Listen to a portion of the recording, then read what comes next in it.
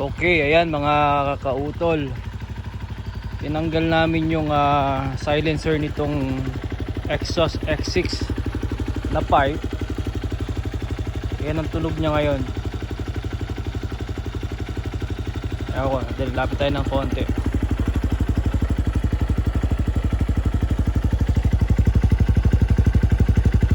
Ngayon, bombahan natin ng konti mga kautol.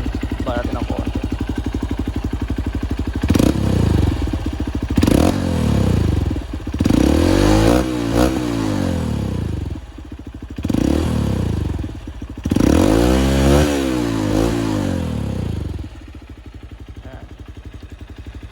Konti lang naman yung nagbago.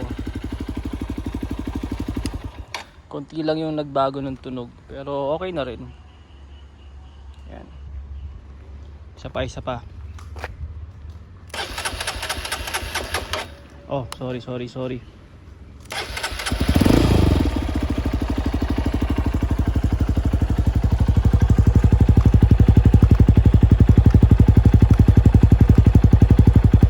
Siyempre hindi na street legal yan. Inalis na natin yung silencer. Anyway, pang trail naman natin to guys eh. Pang trail natin.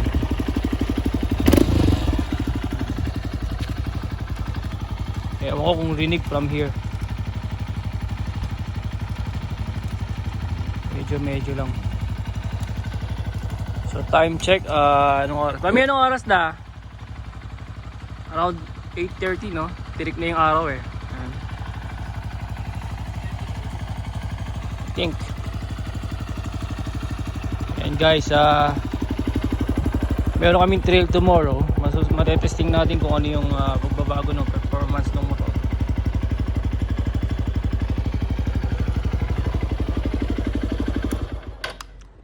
Oo, meron konting changes kasi yung pipe mong original medyo sakal eh. Medyo sakal siya. Then nung pinalitan natin ng pipe ito, whole exhaust naman ito, kaya lang may silencer siya. Meron siyang silencer na nakapasok dito. Dito. Nakahinang siya sa loob, nakapasok. So tinanggal namin to. Tinanggal namin tong in between. Ito lang, itong part lang na to ang dinala ko sa machine shop kahapon. Dinala sa machine shop tapos tinanggal yung silencer dito. Pero hindi ako sure guys kung meron pang silencer dito. Sinilip namin dito, wala eh. Dito. So dito, I'm not really sure kung meron. So ang ginawa lang namin, gaya ng napanood ko rin sa YouTube, inalis ko na lang to. Tapos tinanggal ko yung yan. Dinala ko sa machine shop. So bali ang napalitan ko pa lang naman dito, itong exhaust, itong tail tidy niya. O ayan. Kaya lang ito, first time kong ginamit sa sa trail. Natanggal yung mayroong lagayan ng plate number dito eh. Lumalaro-laro kasi ng ganun. So lumalaro-laro siya.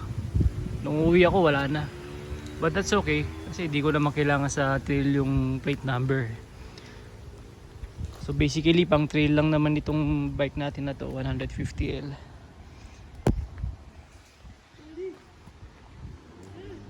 Yeah.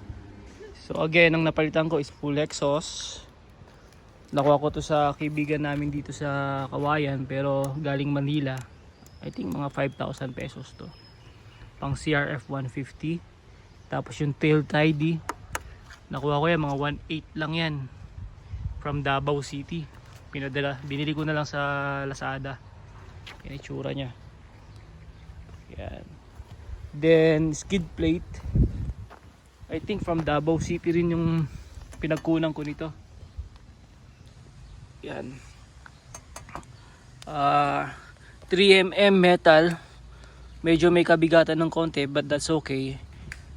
Kapag ka nag-trail ka, may mga bato, protection mo yan dito sa sa engine mo. Kaya lang ang disadvantage nito, pagka maputik talaga yung pupuntahan namin, napupuno ng putik to. Ayan, pupuno ng putik. So ayan ang itsura nya mga kautol. And then itong mga decals ko na to, tinesting ko lang ito sa Lazada. Tinesting ko lang. At ayan, magpapadala sila ng bago para may kabit kong buo. Ayan siya. Ayan. Dito pala ang area namin mga kautos sa Kawayan City, Isabela. Province of Isabela, hindi sa Isabela, Mindanao. Ayan, dito tayo sa province of Isabela at meron na rin mga ilan guys na katulad ko na nagtre-trail riding na rin. Sa grupo namin meron na kami mga 30 plus, pero yung active na nagtre-trail ngayon mga nasa lang kami 12, ganyan. So yun guys, ito ang gamit ko, CRF 150L. Bakit 150L ang nakuha? Well, sa height ko, sa age ko, tsaka sa kondisyon ng pangangatawan ko, ito lang ang kaya kong buhatin ngayon eh. Yan. Hindi gaya nung medyo bata-bata, kaya kong magbuhat ng 600cc, 1000cc. Ibang usapan pag trail riding. 250 kaya pa siguro, pero mas convenient kapag ganitong 150L.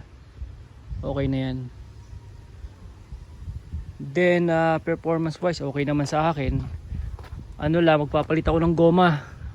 Sa susunod na araw darating yung bago kong goma. Kuha ko ng 100 by 100 rim 18 dito sa likod para lumapad ng konti. Lumapad siya ng konti, tumaas ng konti. Yan, ganun din sa harap. Sa harap naman ang papalit ko rito 80 by 100. Lapad lang siya ng konti para kahit 150cc lang siya. Laparan ko ng gulong. Hindi ko alam kung kukuha rin ako ng tire block. Babawasan ng hangin pag nasa trail para lapat na lapat yung goma. Pag bawas ka ng hangin, lapat na lapat yung goma sa putik. Mas maganda ang traction. And then ang susunod na upgrade ko, iniisip ko mga kautol, after kong bumili ng goma, ikakabit ko na sa susunod na araw. Then magte-trail kami this coming Sunday. Tetestingin ko muna itong stock na sprocket.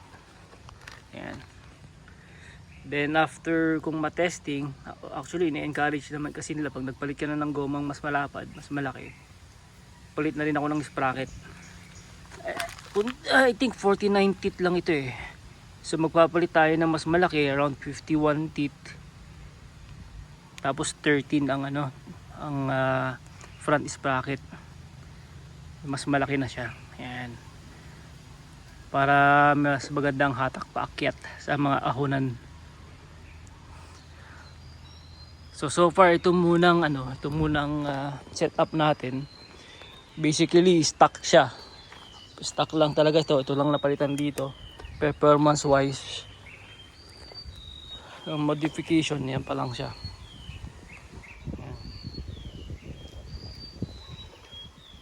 Dami na rin gas-gas eh.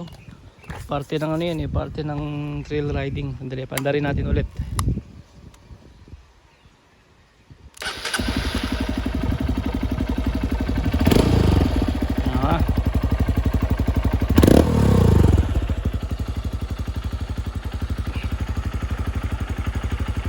Medyo masarap-sarap ang hangin yung daling mami. Mapuno, masarap ang hangin. Nagtatanim-tanim ka ngayon ng mga halaman si Macy's. Tapos diyan mga alaga. Ngayon, pag minsan nagpa-practice ako rito, practice ako diyan sa likod. Then dito sa gilid dito, pwede din ako sandali, ito mabuksan. Yan, pa-practice din ako rito. Ikot-ikot dyan, ikot-ikot doon. Madamo na eh. Tapos lalabas ako doon sa kabilang bakod. Ayan. Practice lang ng konti. Dito pang mga mountain bike naman dyan, practice ako, bababa ako doon sa hagdanan doon. Ayan.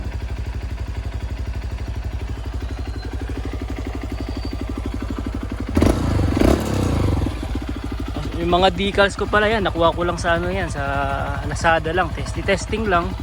May iba lang, para walang kaparehas. Okay, so andali, patayin na natin.